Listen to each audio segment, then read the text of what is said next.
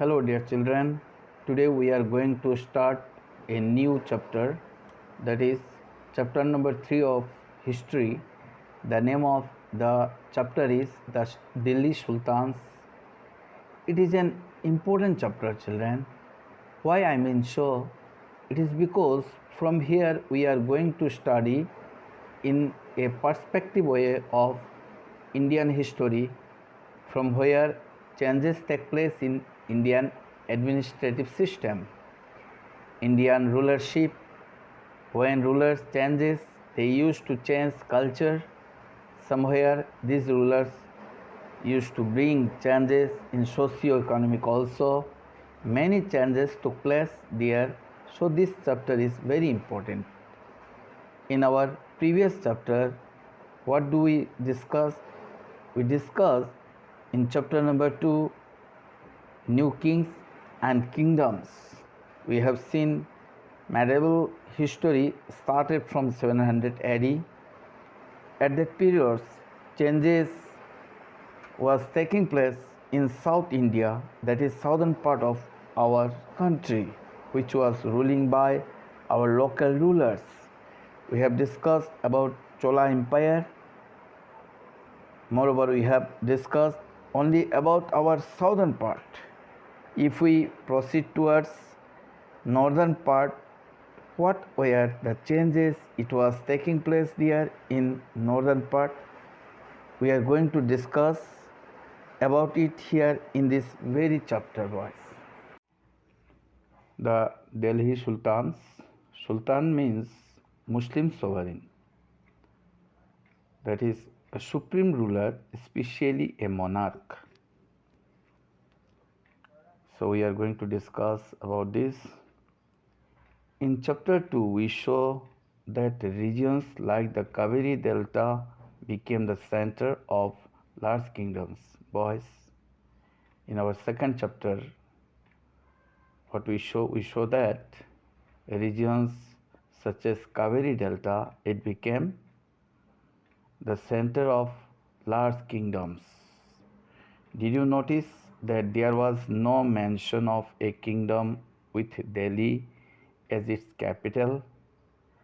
Dear children, did you notice that there was no mention, nowhere it is mentioned that of a kingdom with Delhi as its capital? That was because Delhi became an important city only in the 12th century. Come on, underline this one also, okay? That was why it was not mentioned as a kingdom there, a mention of a kingdom there with Delhi. It is because Delhi became an important city only in the 12th century. Take a look at table 1. Delhi first became the capital of a kingdom under the Tomara Rajput, who were defeated in the middle of the 12th century by the Chauhans, who is also referred to as Chahmanas of Ajmer. Boys, have a look at table 1. There we find Delhi first became the capital of a kingdom under the Tomara Rajputs, who were defeated in the middle of the 12th century by Chauhans, was also known as Chahmanas of Ajmer. It was under the Tomaras and Chauhans that Delhi became an important commercial center. So Delhi it becomes an important commercial center under the Tomaras and Chauhans. Prior than that, it was not an important commercial center. Many rich Jaina merchants lived in the city and constructed several temples there at that time. Was many rich Jaina merchants, they lived in the city and they built several temples. Coins minted here called Delhi wall had a wide circulation. At that time, Urban minted means manufactured. Coins manufactured here, which was old. Delhi wall had a wide circulation. It had a vast circulation. The transformation of Delhi into a capital that controlled vast areas of the subcontinent started with the foundation of Delhi Sultan in the beginning of the 13th century. Here, the transformation means a marked change in form, nature, or appearance. So, the transformation of Delhi into a capital that controlled vast areas of the subcontinent started with the foundation of Delhi Sultanate. Sultanate here, it is an Islamic empire based in Delhi. Delhi Sultanate in the beginning of the 13th century. Take a look at table 1 again and identify the 5 dynasties that together made the Delhi Sultanate. Here boys, have a look at table 1 once more and you identify the 5 dynasties here which is given in the map that together made the Delhi Sultanate. These 5 dynasties together they made the Delhi Sultanate. The Delhi Sultans built many cities in the area that we now know as Delhi. So the Delhi Sultans, it built many cities in that area that we now know as Delhi. Look at map 1 and locate Delhi, Aiguana, Shiri and Jahanpana. So these are all cities boys. So it asks to you, look at map 1 and you have to insert there or locate there the following places. The rulers of Delhi boys, here you see table 1, different rulers they used to rule from which year to which year. You just get through this. Let us see the next page, the next part of the chapter. Finding out about the Delhi Sultans. Although inscriptions, coins and architecture provide a lot of information, especially valuable are histories, Tariq written in Persian.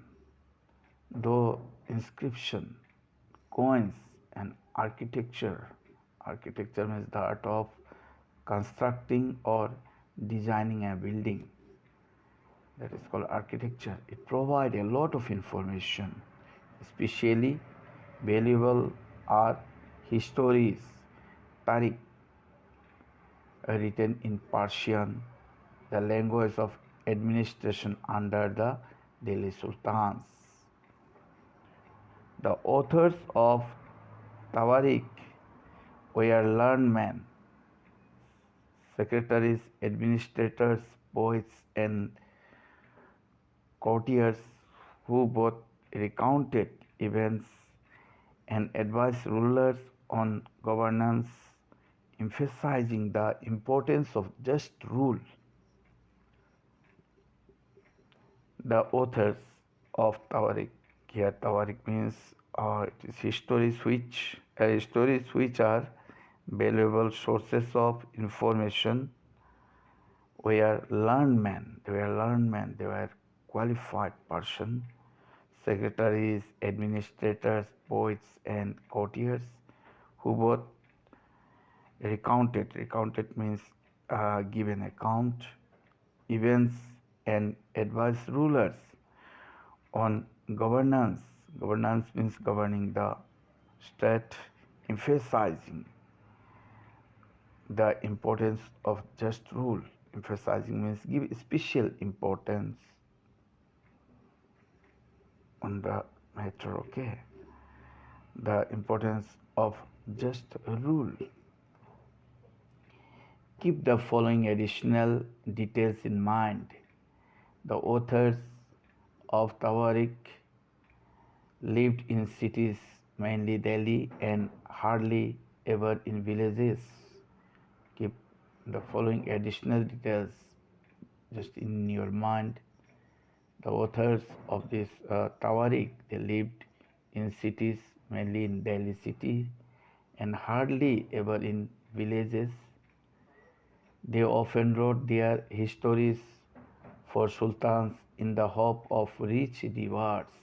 So they used to do what? They always wrote their histories for sultans and with the hope of rich rewards. To get rich rewards with that thinking, they used to wrote their histories for sultans. These authors advise rulers on the need to preserve an ideal social order based on birthright and gender distinctions. Here, these authors, they used to advise rulers on the need to preserve an ideal social order which is based on birthright and gender distinction. Distinction means differences, okay? Their ideas were not shared by everybody.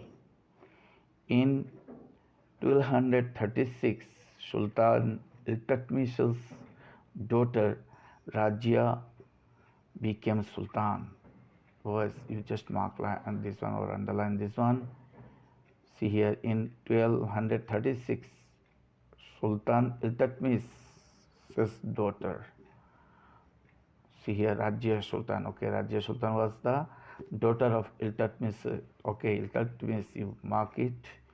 And in which year Rajya Sultan, she became Sultan, that one also you must know.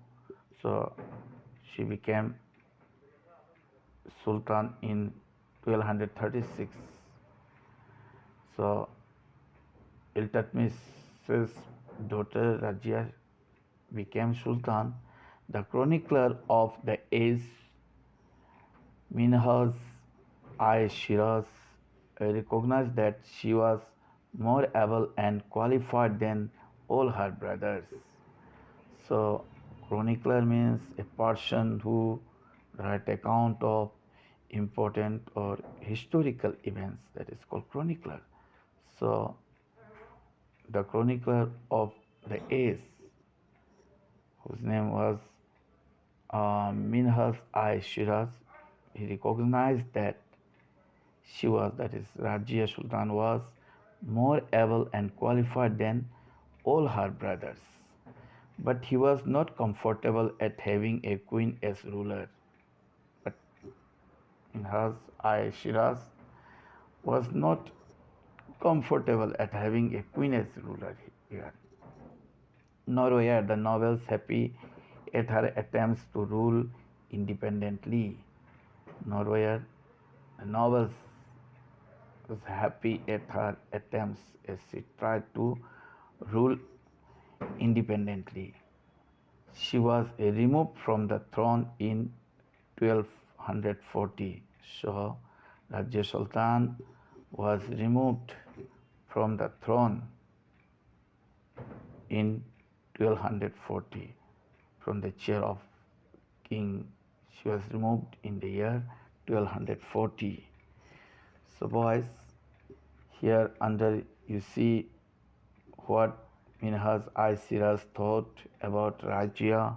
You get through this. Apart from this, to your right margin of this page, you see there some terms has given: birthright, gender distinctions. This thing also you must get through. From garrison town to empire, the expansion of the Delhi Sultanate. In the early 13th century, the control of the Delhi Sultans rarely went beyond heavily fortified towns occupied by garrisons.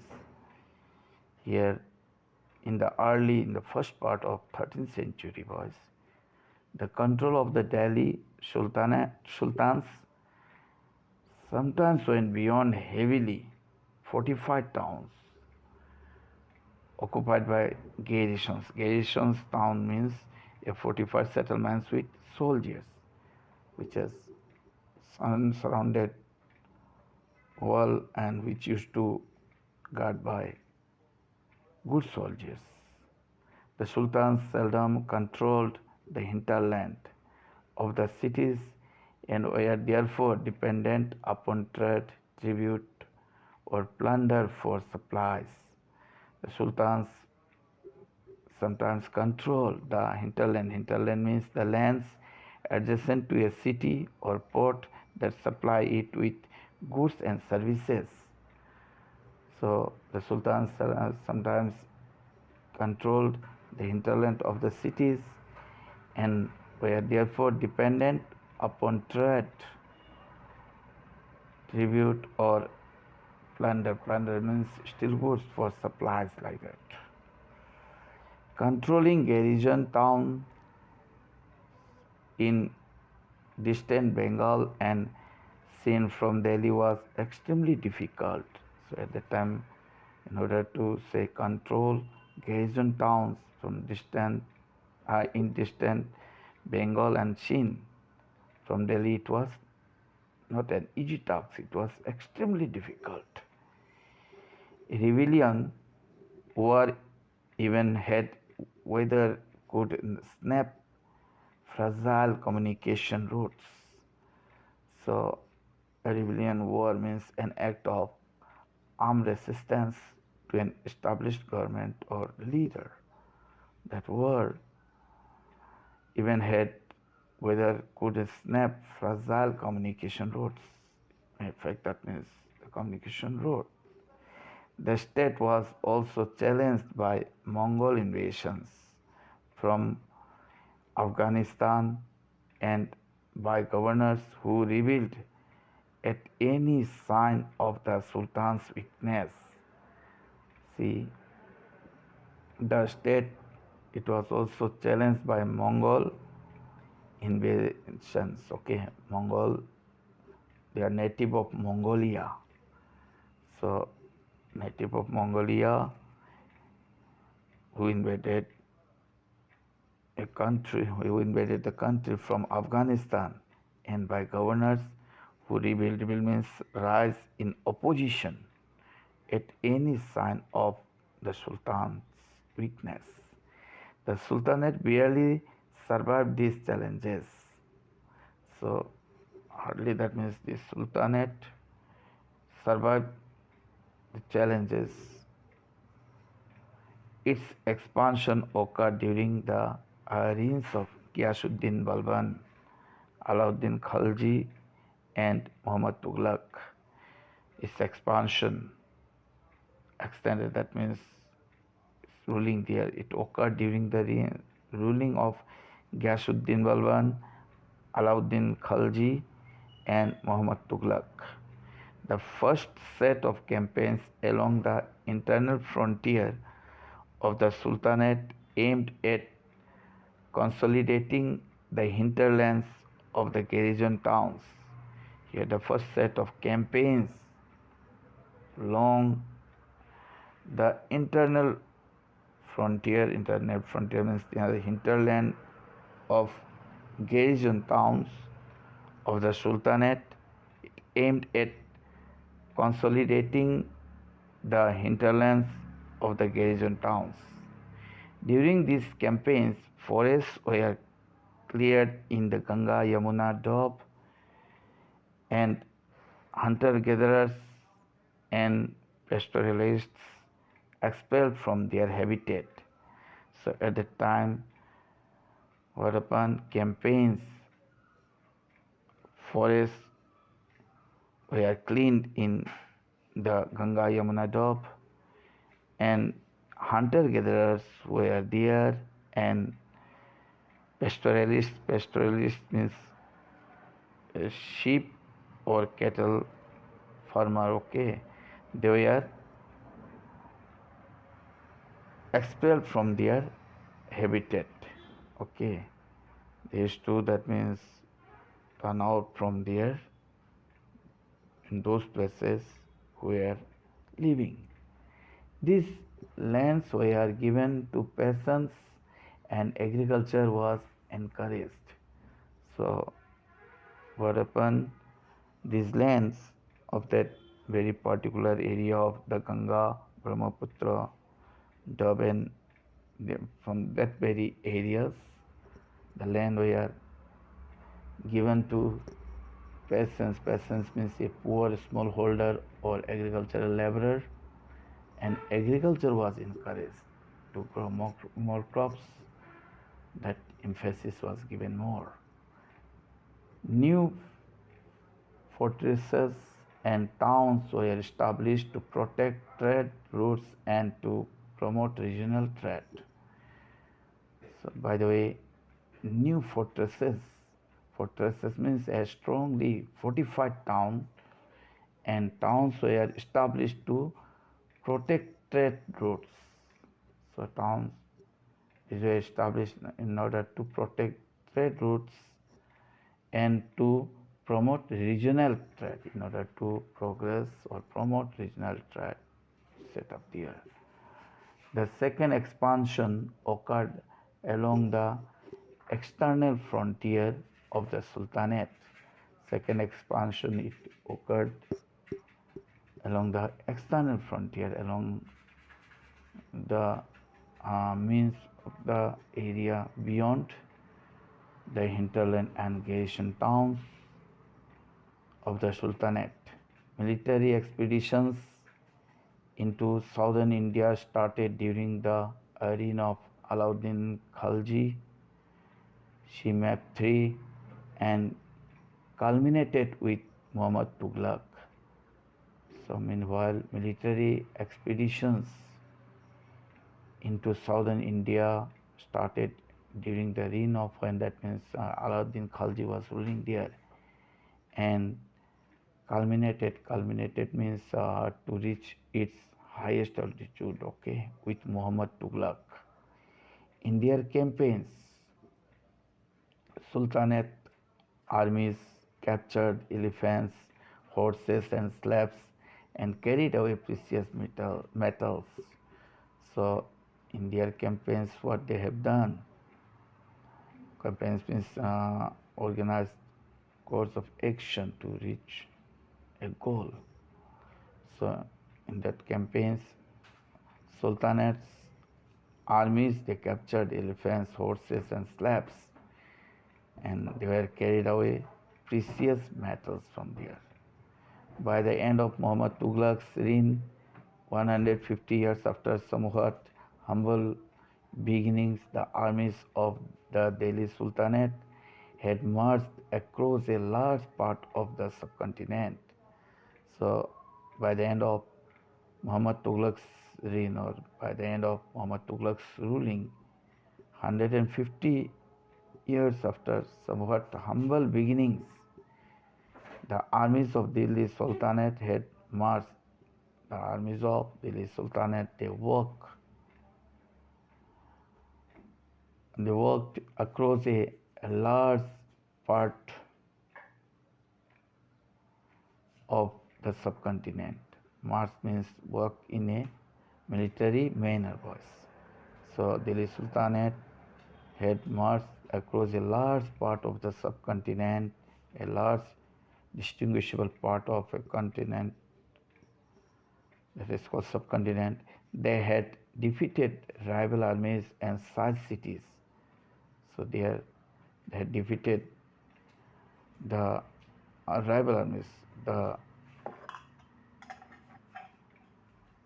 armies, and sieged cities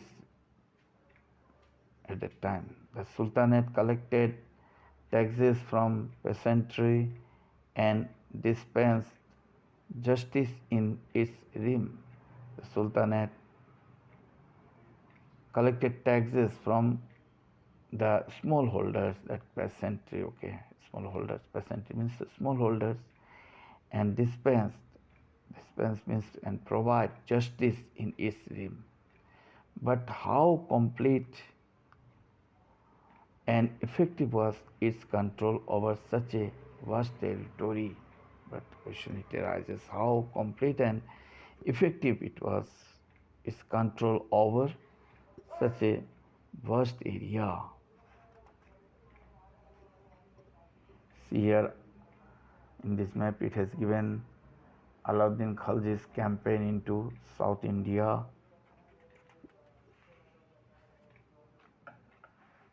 The Masjid. A mosque is called a masjid in Arabic.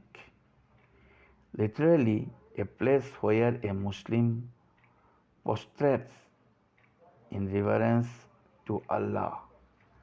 So, mosque it is a place, it is a holy place for Muslim. It is called masjid in Arabic language.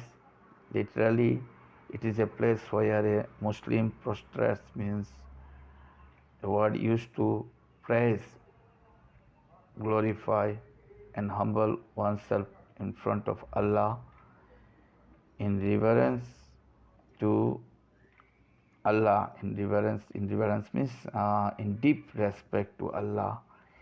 In a congregational mosque, Masjid-i-Jami or Jama Masjid, Muslims read their prayers, namaz together. Congregational mosque means Arabic or Persian. Okay, mosques in a Persian or Arabic, mosques, that is Masjid-i-Jami or Jama Masjid, Muslims they used to read their prayers, their namaz together. Members of the congregation choose the most respected. So members of the Persian or Arabic, they choose the most respected learned male as their leader, who is known as Imam, for the rituals of prayer. He also delivers the sermon, khutbah, Arabic language, okay, during the Friday prayer. So that Imam used to deliver the sermon. Sermon means talk on a religious, okay, that means they talk on their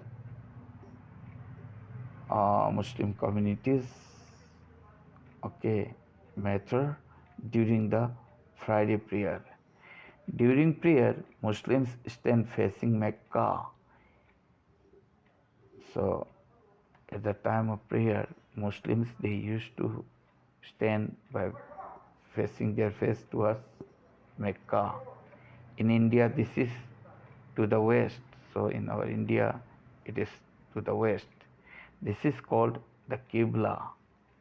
So this is known as Qibla. The Delhi Sultans built several mosques in cities all over the subcontinent. The Delhi Sultans built different mosques in cities all over the subcontinent. This demonstrated their claims to the protectors of Islam and Muslims. So this demonstrate means this give a practical exhibition and explanation of their claims to be protectors, means to protect of Islam and Muslims. Mosques also helped to create the sense of community of believers who shared a belief system and a code of conduct. Mosques it also helped to create the sense of a community of believers who shared a belief system and a code of conduct. Code of conduct means it is a set of rules outlining the normal and responsibilities. It was necessary to reinforce this idea of a community because Muslims came from a variety of backgrounds. Here it was necessary to reinforce it again. This idea of a community, it is because Muslims, they came from different backgrounds. A closer look, administration and consolidation under the Khaljids and Tughlaqs. Let us see a closer look. It is about administration and consolidation. Consolidation means the action or process of making something stronger or more solid under the Khaljids and Tughlaqs. The consolidation of a kingdom as vast as the Delhi Sultanate needed reliable governors and administrators rather than appointing aristocrats and landed chieftains as governors. The early Delhi Sultans, especially Iltutmish, favored their special slaves purchased for military service called Bandagan in Persian. So, boys, action of the action or process of making something stronger or more solid of a kingdom as vast as the Delhi Sultanate needed what? Reliable governors and administrators. Those who knows about that type of governors and administrators, it was needed here rather than appointing aristocrats and landed chieftains as governors. There uh, uh, rather than appointing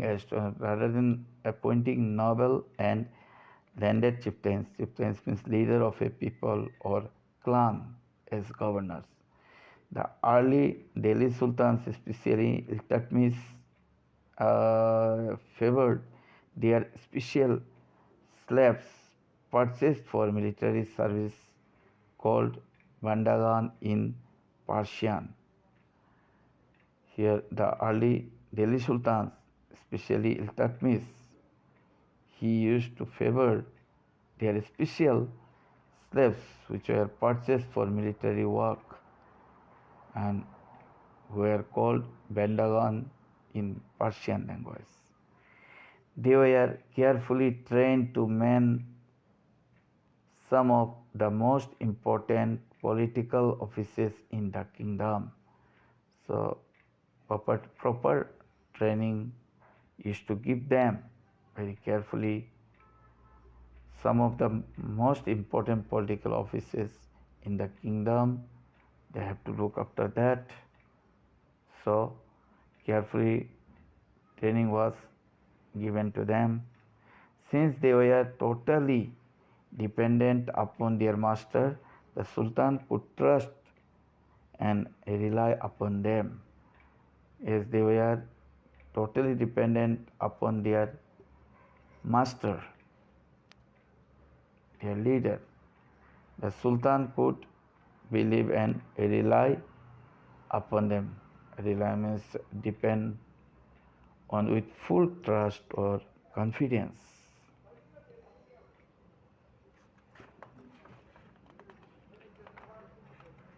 So that's up to here. Thank you, boys.